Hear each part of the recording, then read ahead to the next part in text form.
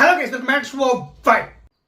ఈ భయం ఉండాలి. ఈ భయం ఖచ్చితంగా అంతో ఇంతో ఉండాలి శ్రేష్ మీడియాకి మాత్రం. ఎందుకంటే దేవరా దెబ్బ మామూలు దెబ్బ కాదు. అసలు కోలుకోలేని దెబ్బ తీసింది వాళ్ళకి. అసలు ఇంక వాళ్ళ సంస్థ పడిపోతుందేమో అనే రేంజ్ తీసుకొచ్చేసింది అనమాట. సో ఫ్యాన్స్ కూడా దుమ్మెత్తిపోసారు. బట్ నెక్స్ట్ సెలబ్రేషన్ ఏంటి, మ్యాడ్ స్క్వేర్ తీసుకొచ్చి వాళ్ళే తీసుకొని ప్రెస్టేజ్ గా తీసుకొని సక్సెస్ చేశారు బాగా. అండ్ ఇప్పుడు ఎన్టీఆర్ గారి సినిమాకి వాటి కూడా వాళ్ళే తీసుకున్నారు శ్రేష్ మీడియా. యూసఫ్ కూడా, అంటే మన విజయవాడలో యూసఫ్ కూడా పోలీస్ గ్రౌండ్స్ లో. సో మొత్తానికి ర్యాంపేజ్ అయితే బాగా క్రియేట్ చేశారు భయ్య. సో మొత్తానికి సెట్స్ అన్ని బాగా వేసారు. అండ్ మెయిన్ గా బార్గేట్స్, ఒక్కసారి చూడండి బార్గేట్స్ ఎలా ఉన్నాయో.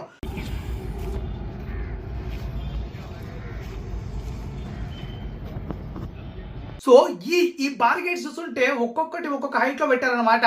సో 4 ఫీట్స్ 5 ఫీట్స్ 6 ఫీట్స్ ఇలా పెట్టారు. అండ్ ఫ్రంట్ రోలో ఈ బార్గేట్స్ ముందు పోలీసులు పెట్టారు. అంటే పోలీసులు ఉండిపోతున్నారు అనమాట. ఖచ్చితంగా ఈ బార్గేట్స్ దాటి రావాలంటే చాలా కష్టం ఉంది. సో ఎంతమంది వచ్చినా, సో క్రౌడ్ ఓవర్ క్రౌడ్ అయిపోయినా, సో ఈ బార్గేట్స్ ని దాటి రావడానికి లేదనమాట. సో అలా సెట్ చేశారు శ్రేయస్ మీడియా. సో ఇది మాత్రం పర్ఫెక్ట్ ప్లానింగ్, అందులో డౌట్ లేదు. బట్ ఒకటే వాళ్ళకి మాత్రం చెప్పేది, ఫ్యాన్స్ ని ఎక్కువసేపు మాత్రం వెయిట్ చేయకండి. ఎంత తొందరగా వస్తే క్యూలో అంత తొందరగా పంపించేయండి. సో ఎక్కువసేపు వెయిట్ చేసే కొద్దీ వాళ్ళకి ఆవేశం పొంగి పొరిగిపోతుంది, ఎగ్జైట్మెంట్ పొరిగిపోతూ ఉంటుంది. సో మొత్తానికి ఆ టైంలో మీరు త్వరగా వదిలేస్తూ ఉంటే వాళ్ళకి ఎగ్జైట్మెంట్ కాస్త తగ్గిపోతూ ఉంటుంది అనమాట. సో ఎప్పుడు ఈ ఫ్యాన్స్ ఒకే చోట ఎప్పుడైనా ఉన్నారనుకోండి, అక్కడ ఎగ్జైట్మెంట్ అనేది చాలా బిల్డ్ అయిపోతూ ఉంటుంది. సో స్ప్రెడ్ చేస్తూ ఉంటే మీరు ఒక్కొక్కరినే పంపిస్తే ఉంటే ఆ హైప్ అనేది, ఆ ఎగ్జైట్మెంట్ అనేది వాళ్ళు తగ్గిపోతూ ఉంటుంది అనమాట. సో ఇది మైండ్లో పెట్టుకొని శ్రేయస్ మీడియా ముందుకు వెళ్తే పీస్ఫుల్గా దీన్ని సక్సెస్ఫుల్ ఈజీగా చేసేయచ్చు.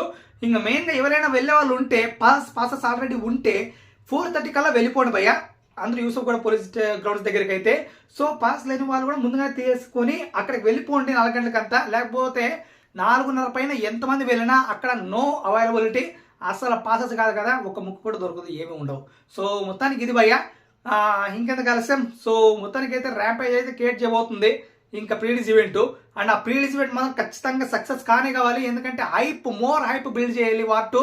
సో బిగ్గెస్ట్ కాంపిటీషన్ ఉంది అక్కడ. కూలీ మామూలు క్రేజ్లో లేదు. సో ఆ క్రేజ్ని మ్యాచ్ చేయాలంటే ఖచ్చితంగా ఈ ప్రీలీజ్ ఈవెంట్లో ఖచ్చితంగా మ్యాజిక్ జరగాలి. ఎన్టీఆర్ కాలర్ సెంటిమెంట్ వర్కౌట్ అయ్యి తీరాలి. ఎస్, ఖచ్చితంగా, అందులో డౌట్ లేదు.